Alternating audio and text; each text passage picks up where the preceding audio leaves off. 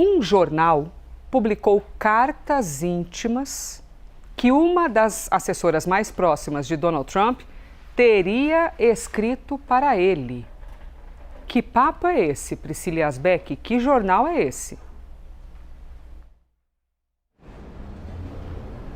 Oi, Elisa, bom dia mais uma vez a você, a todos que nos acompanham. O Daily Beast, então, publicou detalhes dessas cartas que teriam sido enviadas, então, por Natalie Harp, assessora do presidente Donald Trump, a Trump em uma viagem que eles fizeram em 2023. Inclusive, alguns dos trechos que mais repercutiram dessas supostas cartas seriam trechos em que ela teria dito a Trump que ele é seu guardião e protetor, em que ela escreve que ele é tudo o que importa para ela. O jornal se refere a essas cartas como cartas bombas e diz que elas foram obtidas com uma fonte do governo americano pelo biógrafo de Trump, o Michael Wolff, e a CNN não confirmou de forma independente a veracidade dessas cartas e procurou a Casa Branca para comentar especificamente o conteúdo das mensagens. Em um dos trechos que foi publicado pelo Daily Beast, eles falam o seguinte, que Natalie Harp escreve: "Quero que as coisas estejam sempre bem entre nós. Também sei que estive distraída durante toda a semana, esquecendo de comer, de dormir,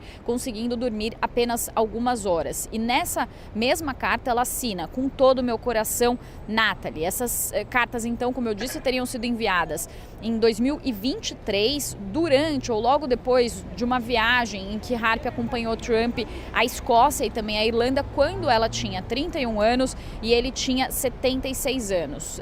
Wolff, que é o biógrafo de Trump, que revelou essas cartas, disse que as cartas foram descobertas por integrantes da equipe de Donald Trump entre as pilhas de documentos que Harp entregava a Donald Trump, e ela mesma se define como uma impressora humana, como uma human printer, já que ela normalmente entrega diversos documentos impressos a Donald Trump antes que ele faça as suas declarações em público, antes que participe de entrevistas coletivas. Inclusive, vale lembrar, Elisa, que Natalie Harp esteve com Donald Trump naquele voo numa aeronave militar menor do que o Air Force One, quando ele mudou e trocou de aeronaves no retorno da Turquia para o Reino Unido. Isso também acabou aumentando as especulações sobre qual seria a relação entre Donald Trump e Natalie Harp. Um outro fato curioso é que ontem Melania Trump, a esposa de Donald Trump, primeira-dama dos Estados Unidos, apareceu em um evento e ela começou a sua fala falando: "Soube que vocês sentiram falta de mim." Ela que não aparece muito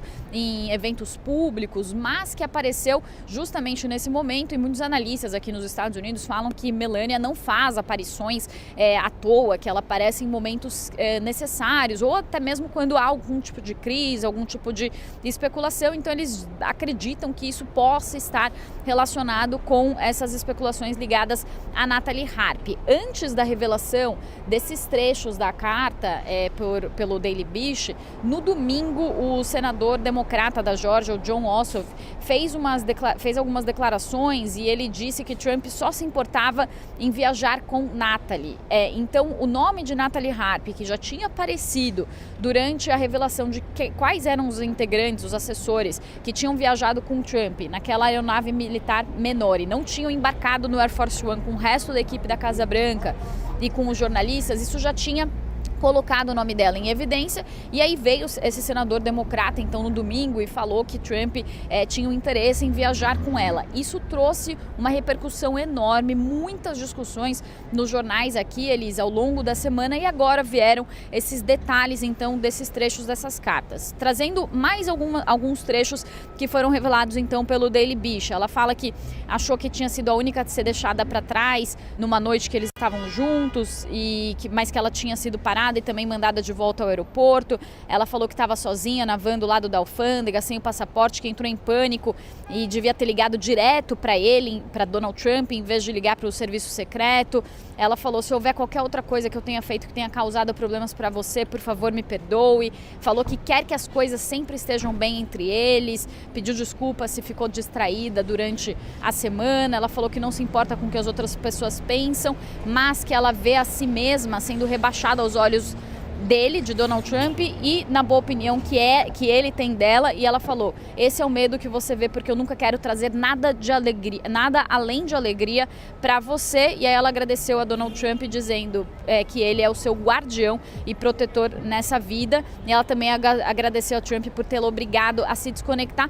Tem alguns outros trechos, Elise, a gente publicou essa reportagem no site com esses trechos na íntegra, mas só para finalizar, um outro trecho também menciona uma viagem em que um momento em que eles estavam juntos no campo de golfe de Donald Trump, e ela fala sobre esse momento, sobre como foi bom o momento em que eles estavam nesse campo de golfe sem as máquinas e desconectados juntos. Então são cartas que, de fato, se forem verificadas e se forem verídicas, mostram uma relação muito íntima e uma relação de devoção de Natalie Harp a Donald Trump, e inclusive ela que tem 35 anos e ele com 80 anos. Eu volto com você, Elisa.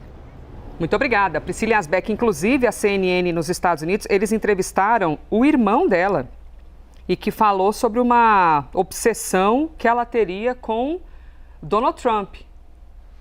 Enfim, tá aí a história, e eles usaram de referência aqui até uma imagem que Trump está ajudando a ajustar o microfone dela. Bom, a CNN não pode confirmar de forma independente a autoria das cartas, tá? Atribuídas à assessora de Trump. Nós entramos em contato com a Casa Branca para comentar o assunto, mas ainda não tivemos uma resposta. No início da semana, um porta-voz da Casa Branca descreveu Natalie Harp como uma das assessoras mais leais e dedicadas da equipe do presidente, em uma nota que foi enviada à CNN. Tá bom?